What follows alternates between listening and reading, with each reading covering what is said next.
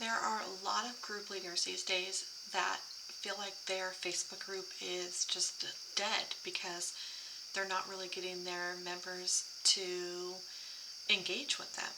So, what can we do to change that?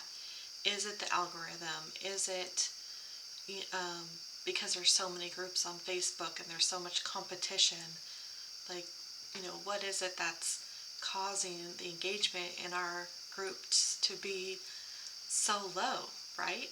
So, here are 5 ways that you can boost your Facebook group engagement. Number one is welcoming your new members and really having a really good welcome onboarding system.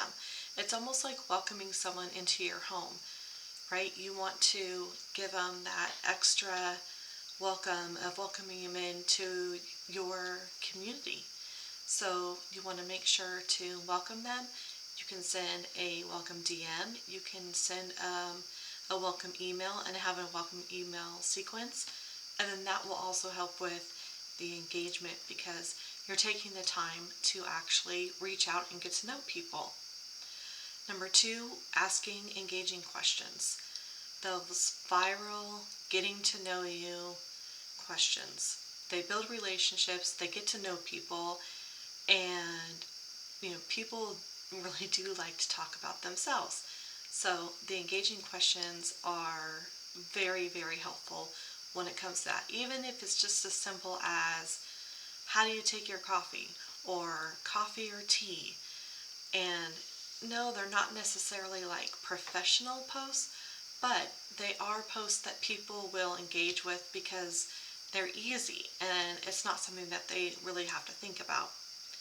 The third thing you could do is host a live Q&A session or go live on a specific topic that your target audience wants to learn about once a week. That helps your engagement too because it kind of shows the algorithm and Facebook that, hey, I'm here and I'm sharing my knowledge and people are joining in. So the key to get people to join in is setting up the event inside your group, inviting members from that event itself, and then sending out an email letting people know that you're going to go live. And then you can also send an email out to after the live so that people come back and they engage with it also.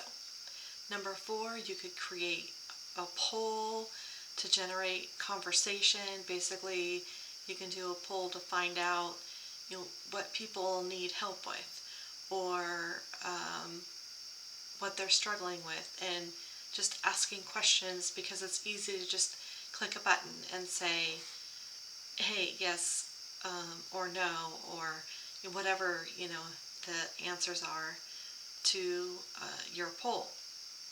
And number five is just encouraging your members to post content.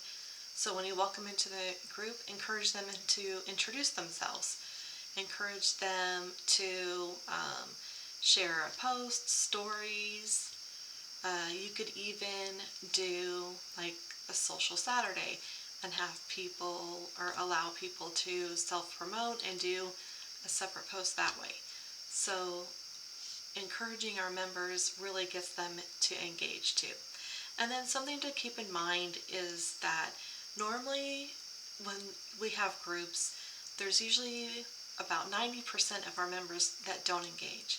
I know, it's crazy, right? To even think like 90% of members don't necessarily engage, but they're actually there, they're listening, they're learning, and that's why we call them learners, because they are there learning from your content. And you would be so surprised on how many people actually are there and paying attention.